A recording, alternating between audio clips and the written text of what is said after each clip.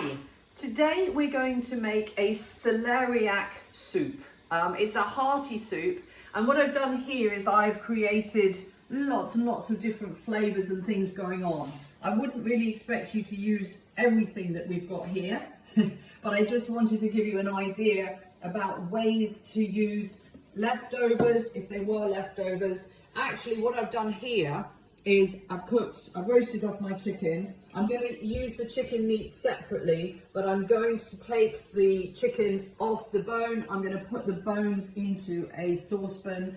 I'm going to boil up the bones to make a chicken stock. But if you don't want to use a chicken stock, then you could always use a good sort of boulet, so a nice flavouring in your sauce, or now we're going to make a soup. So celeriac is a funny old thing, right? Okay. Before you start cooking, just a reminder, we always wash hands, we always wear an apron. You'll be washing your hands constantly as you go, to be honest with you. But anyway, so I've washed my hands, got a clean apron.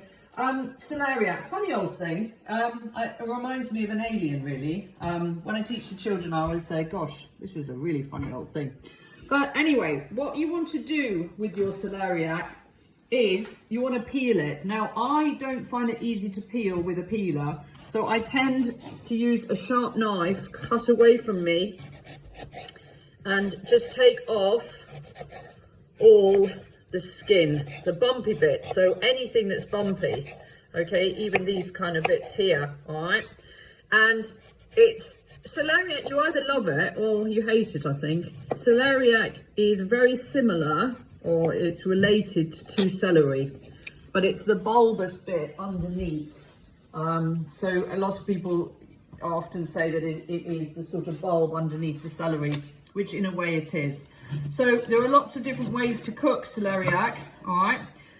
I have roasted my celeriac here in this roasting tin because I think all the flavours stick together and it's rather lovely. But you can also just cut it into even-sized pieces like this, all right? Along with, I've got some potato that I've done here, some carrot, okay? And I've cooked off some onion in my saucepan, so I've started off the cooking process in the saucepan here, okay? And then literally you build from there. You add what you would like to it. So it's really classed as everything in the pot, okay?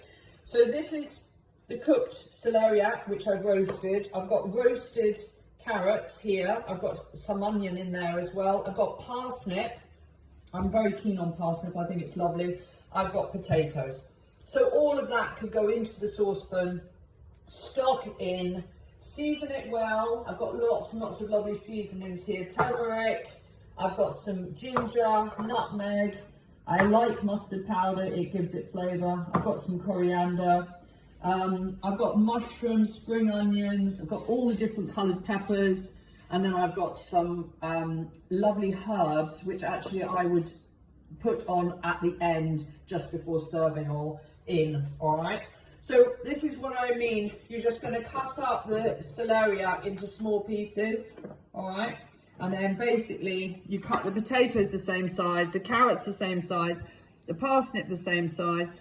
Always cook off your onion first, then put all of this into the pot, add your stock, and cook it down until everything is soft. And when you put your knife through, it comes out nicely. And then it's up to you if you want to mash it, or if you do have a food processor, you pop it in the food processor, whiz it up, and basically then you will have a lovely hearty celeriac soup. Enjoy.